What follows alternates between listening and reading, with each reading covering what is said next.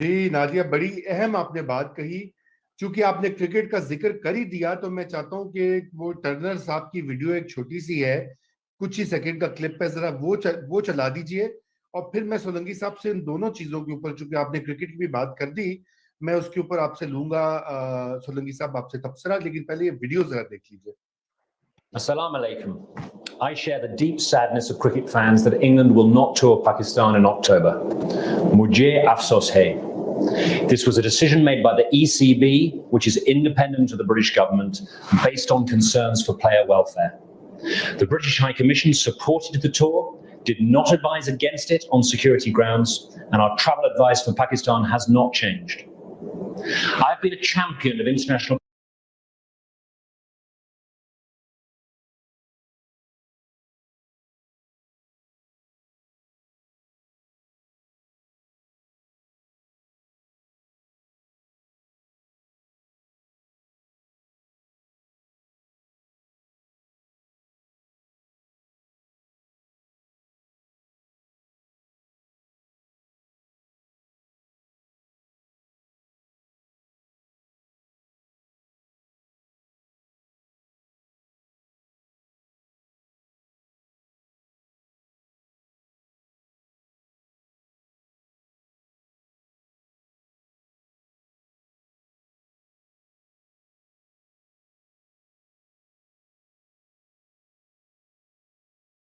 travel advice for Pakistan has worked so hard in support of that. मैं उम्मीद करता हूँ that we'll soon hear the roar of full cricket stadiums again. लहरे वाली civilian government जो है, अगर उसको आप इस थ्योरी से इत्तेफाक करते हैं, और अगर अगर करते हैं तो ये जो भी हो रहा है कि जी फवाद चौधरी साहब कह रहे हैं हमें एब्सोल्युटली नॉट की सजा दी जा रही है, तो मैं चाहूंगा इसके ऊपर आप जरा तबसरा करें। देखें जी, हम जिस मुल्क में हैं उसमें इदारे कितने आज़ाद हैं और कितने आज़ाद रहे हैं, और यहाँ पर फैसला साजी किस तरह से होती रही है, तो फिर हम किस तरीके से जो है वो दूसरे मुल्कों के अंदर जो इदारे जिस तरीके से काम करते हैं वो कितने आज़ाद हैं उस पर हम तबसरा कर सकें। बात यह है कि फ़र्ज़ कर लेते हैं कि जो बयानिया पीटीआई हुकूमत देने की कोशिश कर रही है कि हम सर्द जंग के एक मरहले पर हैं जिसमें हमने ये फैसला किया है कि हम मगरिब और अमेरिका और यूरोप उसके मुकाबले पर रूस, चीन, ईरान और जो सेंट्रल एशिया की जो जमहूरियाएं हैं या रियासतें हैं, और हमारा महबूब जो अफगान तालिबान की जो हुकूमत है, इनके साथ हमने मुस्तकबिल इनके साथ गुजारना है, तो फिर आप उसका ऐलान कर दीजिए। लेकिन क्या इतना बड़ा फैसला करने से पहले आपने कोई सोल सर्चिंग की है, कोई पार्लियामान में कोई बहस की है, आपके थिंक टैंक्स में इस पे कोई बात हुई है, आपने कोई इकोनॉमिक प्लानिंग की है, आपने कोई गवर्नेंस की प्लानिंग की है? आपकी मईशत सारी है यूरोप और अमेरिका के साथ जुड़ी हुई, और उनके जो इत्तेहादी हैं खलीजी ममालिक उनके साथ जुड़ी हुई है, और आप जाना चाहते हैं जो है वो रूस और चीन के साथ।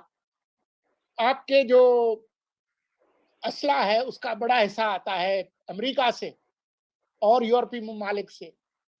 तो आपके ख्वाब कुछ और हैं, आप किसी और बिस्तर पर सोए हुए हैं, तो या तो बिस्तर तब्दील कर ले या अपने ख्वाब तब्दील कर लें।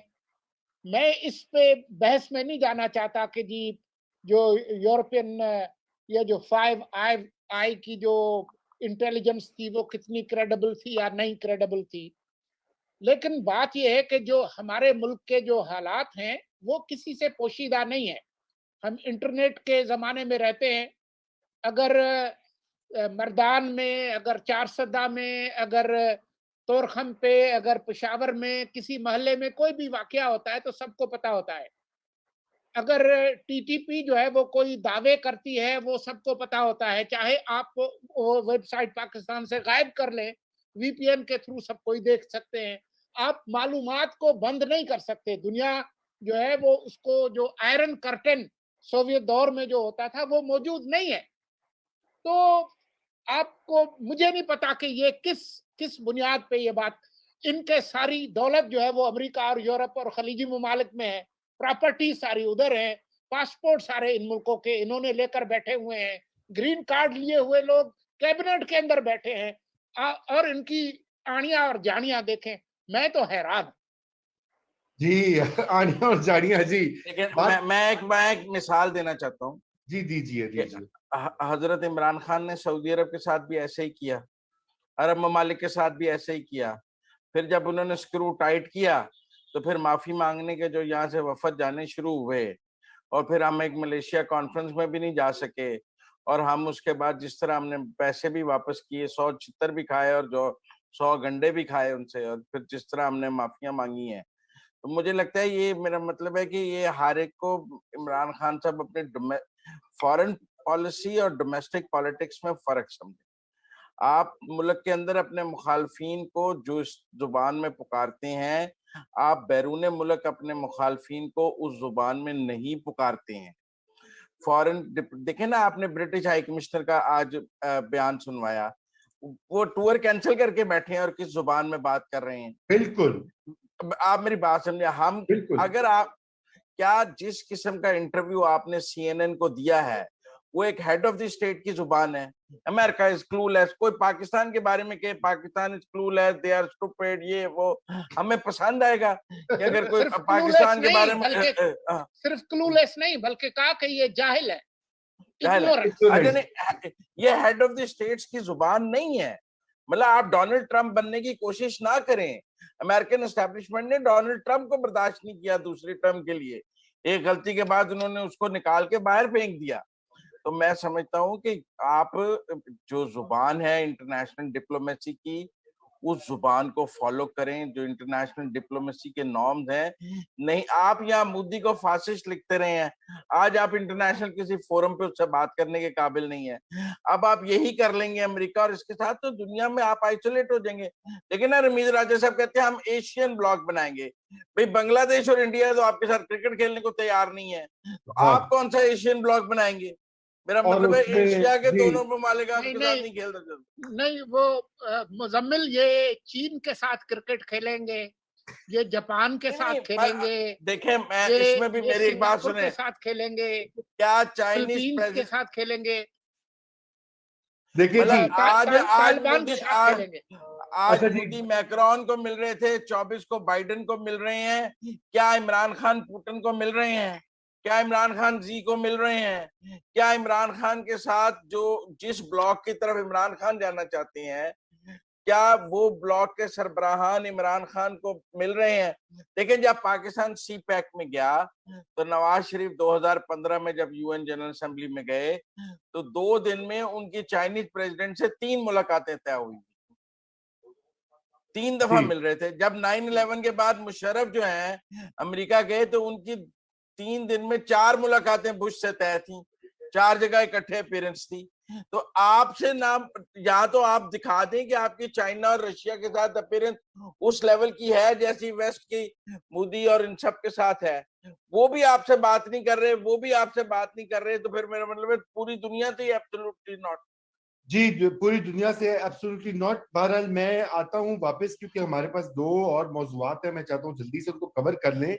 मैं मुख्तसरन एक कमेंट देना चाहता हूं आप लोगों की बातें सुन के कि नवाज शरीफ की तो जाहिर बात है कैलकुलेशन यही है, चूंकि पिछली बार भी आपको याद है कि उनको सऊदी अरेबिया ने यहाँ से निकाला था जब जनरल मुशर्रफ के कू के बाद, और उनको लबनानी वजीर आजम की जो है वो तहरीरी जमानत थी, मगरबी जो कुवैत, उन्होंने भी मना किया था पाकिस्तान को कि इनको फांसी वांसी नहीं देनी और इनको सेफ पैसेज दें। बहरहाल वो इसी चक्कर में है कि ये जो हालात जिस तेजी से पलटा खा रहे हैं, शायद यहाँ पर जो है एक जरूरत पड़ जाए कि पाकिस्तान में एस्टेब्लिशमेंट जो है वो ये सोचे कि ये मौजूदा जो निज़ाम और मौजूदा जो टीम उन्होंने उसकी सिलेक्शन की है वो ठीक नहीं है, और पाकिस्तान के आने वाले महीनों में, सालों में ये आइसोलेशन पाकिस्तान को महंगी पड़ेगी, माशी और मिलिट्री और डिफेंस एतबार से।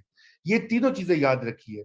सिर्फ मगरिब से, सोलंकी साहब ने तो जिक्र किया तिजारत का और फंडिंग का IMF हो या यूरोपियन यूनियन के साथ $6 अरब से ज्यादा एक्सपोर्ट्स हों, या अमेरिका में $5 और $6 की हमारी एक्सपोर्ट्स, $5-6 अरब की एक्सपोर्ट्स हों। उसके अलावा ये ना भूलिए कि डिफेंस कॉर्पोरेशन भी एक बड़ा अहम इसमें हिस्सा है, चाहे वो बरतानिया हो, चाहे वो अमेरिका हो, चाहे वो ऑस्ट्रेलिया हो, दीगर ममालिक हो।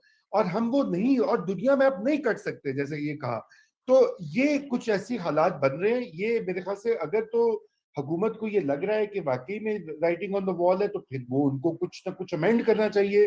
खान साहब को सबसे पहले तो अपने वुजरा को बिठा कर उनसे कहना चाहिए, आप में से कोई नहीं बोलेगा, दफ्तर खारजा या काबीना का एक नुमाइंदा होगा जो बोलेगा। ये भांत भांत की बोलियां देखिए। रजा, आज ही के दिन फवाद चौधरी इस क्रिकेट कैंसलेशन पे बात की है। जी एब्सोल्युटली नॉट, वो निकाल के ले जी आए हैं।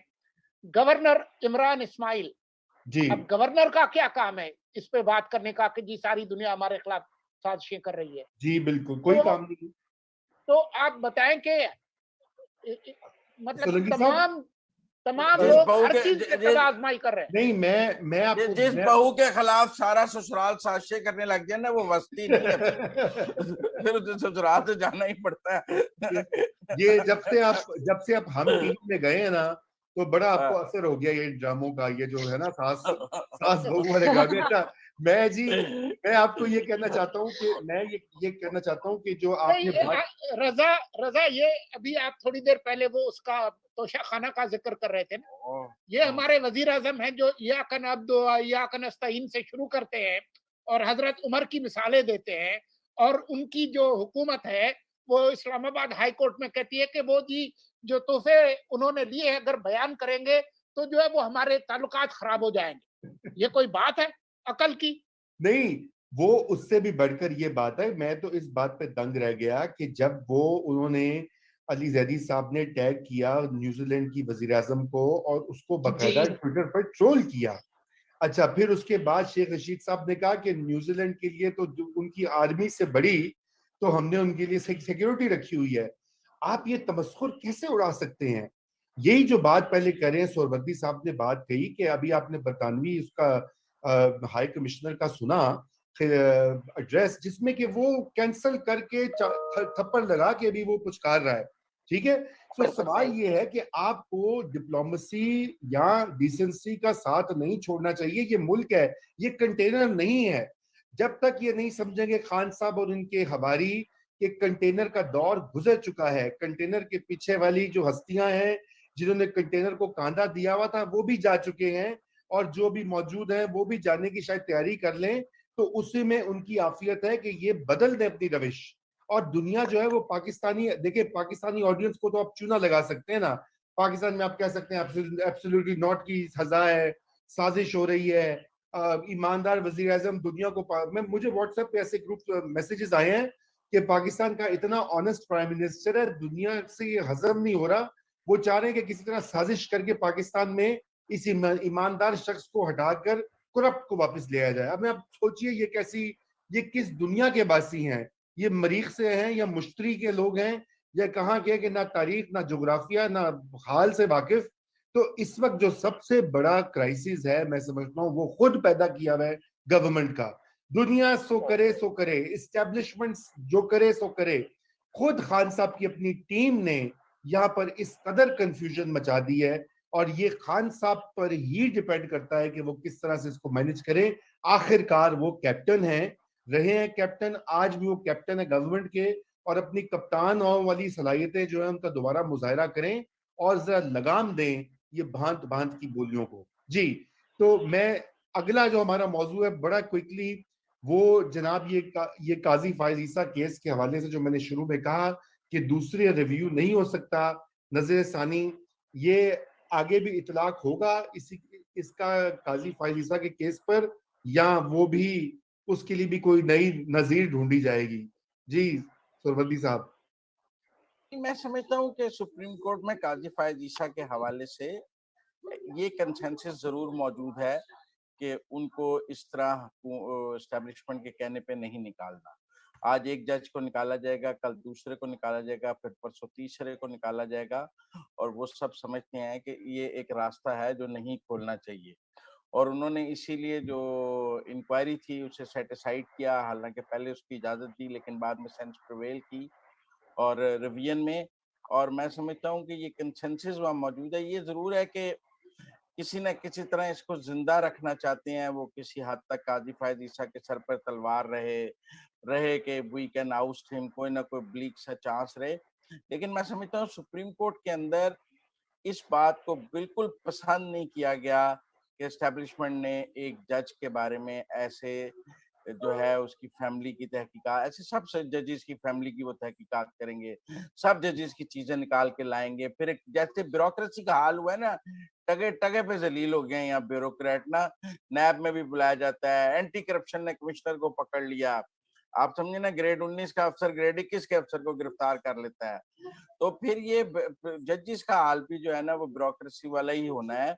और हमने वो वीडियोस भी देखी जिसमें उन्होंने यहाँ पे हमें वो हाइब्रिड वॉर के दानिश्वरों ने बताया कि अमेरिका की एक अदालत में एक जज को हथकड़ी लग गई, फिर एक और जगह एक अदालत में जज को हथकड़ी लग गई। तो मैं समझता हूँ कि जजेस ने वो वीडियोस भी देखी और उन्हें समझ आई कि अगर ये किया तो आगे जजेस को अदालतों में हथकड़ियां लग जाएंगी, तो इसका रास्ता रोकना पड़ेगा। तो इसलिए मैं समझता हूँ कि अगर कोई एस्टेब्लिशमेंट का ख्याल है कि इस पर कोई जजेस उनके साथ हैं, तो मैं समझता हूँ कि वो बैलेंस खेलते खेलते काजी फायद ईसा को इसलिए बचा रहे हैं कि उन्होंने खुद भी बचना है। जी बिल्कुल। नादिया, आपका क्विक कमेंट। मैं तो उस पर कमेंट नहीं करूं तो बेहतर है, लेकिन मैं फिर भी ये समझती हूँ कि आज का जो आपने कहा ना कि कोई अब नजीर निकाली जाएगी, मुझे तब भी लगता है you know like carrot and stick वाली कहानी होती है ना, बिल्कुल इसी तरह से है। It is a kind of signalling, it is a kind of signalling. ऐसा नहीं है कि सब बहुत खुद मुख्तार हो गए हैं और बहुत बड़े आईनी इदारे हो गए हैं और अपने आप को बचा लेंगे। कहीं ना कहीं देखें वो प्रेशर जो है वो रहेगा, कौन उस पे सरे तस्लीम हम करता है ये वक्त ही बताएगा। हमने देखा है सबको बहते हुए, हर चीज के अगेंस्ट जाते हुए। जब प्रेशर पड़ता है तो कुछ लोग उसमें से निकल भी जाते हैं, बिक भी जाते हैं, उस प्रेशर को सकम भी कर लेते हैं। सो आई स्टिल फील कि जो मुजम्मिल कह रहे हैं कि whether they be able to say save Faez Isa साहब because it can come to us, तो फिर आप वो चीजें भूल गए जब इमरजेंसियां नाफिज होती है तभी तो पीसीओ जजेस होते हैं।